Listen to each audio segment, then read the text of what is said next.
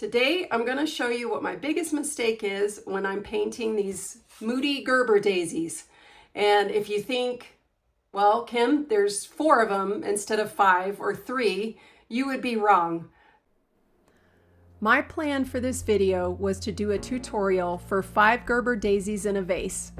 But things went sideways about halfway through, and I decided to just make a video about my most common mistake as a painter. If one artist out there gets what the whole point of this video is, it'll be worth the time for me to make it. I start off with 4 colors plus black and white on my palette, and I'm going to do the background wash in ultramarine blue. Now I map out where the Gerber daisies are going to live on this canvas, so I'm using quinacridone red for that. So I'm just sketching in, and then I'll go ahead and add leaves. I'm doing the leaves with phthalo green, and then I'm going to go over the background while the blue is still wet. So I'm painting wet on wet here, and I'm doing that with a little Mars black and white, making a neutral gray background.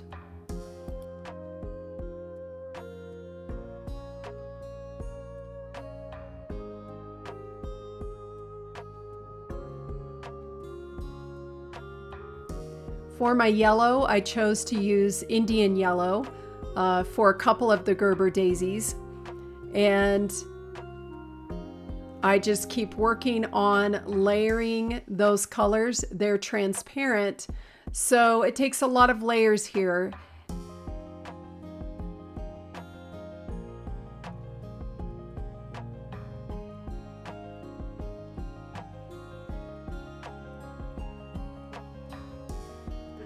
I add black for the centers of the flowers, and so things are going pretty well, and I just keep layering and layering and planning it out to see how this painting develops. Now I usually use a reference photo when I'm painting. I will look online and find out and kind of study what the flower looks like if I'm painting flowers, and kind of make a plan. I know what the rules are for painting flowers and just the rules of design, that it's better to use an odd number of flowers. So when doing a floral, I usually use like 3 or 5 or 7, and it seems to work out better compositionally. And you'll see what happens with this painting as I go along. It just kind of develops into its own thing. Sometimes I can get in the way of myself. I'm putting in my shadows because my light source is coming from the right. And usually I like to have a good contrast in my painting. So I am not afraid to put darks in there. I'll use black, I'll use dark blue. That is what makes the painting more moody, is having that contrast. I usually always work from dark to light with adding the highlights last. So you'll see as I'm layering it, the paint, I use lighter paint. I will mix white in with it. When you mix white with the translucent or transparent colors, it will cause them to become more opaque. So that's something to keep in mind when you're painting. But you'll see here as I get about halfway through with the painting, I start to really analyze it, and I'm analyzing it with my left brain. I don't like how it's coming together. It looks like this flower is squished in on the right, and then if it's framed, it'll cut the flower off, and I don't know. I just start becoming a perfectionist in my thinking, and my painting gets really tight. Lately, I've been trying to paint a more loose style. I like that much better. I love Impressionism, and when my paintings get tight, it just is not turning out the way that I want it to. One of the ways I've found to get around this is to practice painting my sketchbook paintings with a timer, with a kitchen timer. If you will try that, try setting it for 30 minutes and doing quick floral paintings or whatever you're painting. you'll find that you can get very loose and creative, and there's no time to overthink.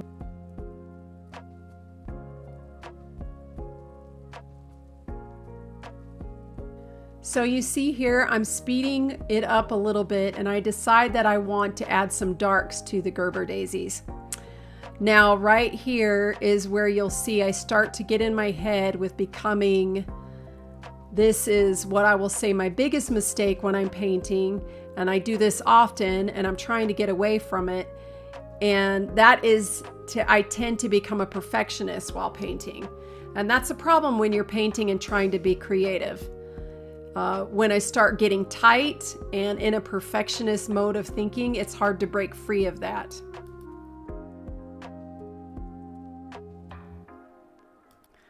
So once I start realizing that this side flower is not going to work and I don't like it, I have this internal struggle.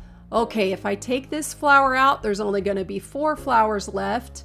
And then where will I put the 5th flower? And I'm looking at this video now as I'm writing the script. I see where I could have done it, but you know, hindsight's 20/20. So right about now, I start thinking, do I just want to wipe this flower off the canvas panel while it's still wet, while I can do it? Because once the acrylic dries, you can paint over it, but there's going to be texture under it, and you may not want that. So that's when I decided, okay, I'm just going to go a different direction with this, wipe the flower off, and unfortunately when I did that, it just kind of got worse from there. My perfectionism took over, and then, okay, now we've got a background that's too dark on that side. We've got to do something about that, so I've got to go in and fix it. Then it turned into just problem after problem, and you know, it's obvious to me, but you know, I'm my own worst critic. This went on for actually another 45 minutes of painting. And after 45 minutes, and I ended up with these 4 Gerber daisies, a painting that I didn't like, I decided, you know what? I'm just gonna go with it. It is what it is. Maybe I'll come back to it tomorrow. I want to read a quote from The Artist's Way by Julia Cameron. This is a section that starts on page 119 called Perfectionism. Tilly Olson calls it the knife of perfectionist attitude in art. You may call it something else. Getting it right, you may call it. Fixing it before I go any further. You may call it having standards. What you should be calling it is perfectionism. Perfectionism has nothing to do with getting it right. It has nothing to do with fixing things. It has nothing to do with standards. Perfectionism is a refusal to let yourself move ahead. She goes on to write, quote, "The perfectionist fixes one line of a poem over and over until no lines are right. The perfectionist redraws the chin line on a portrait until the paper tears. The perfectionist writes so many versions of scene 1 that she never gets to write the rest of the play. The perfectionist writes, paints, creates with one eye on her audience instead of enjoying the process. The perfectionist is constantly grading the results." How many of us are guilty of this? I know I am. For the perfectionist, there are no first drafts, rough sketches, warm-up exercises. Every draft is meant to be final, perfect, and set in stone.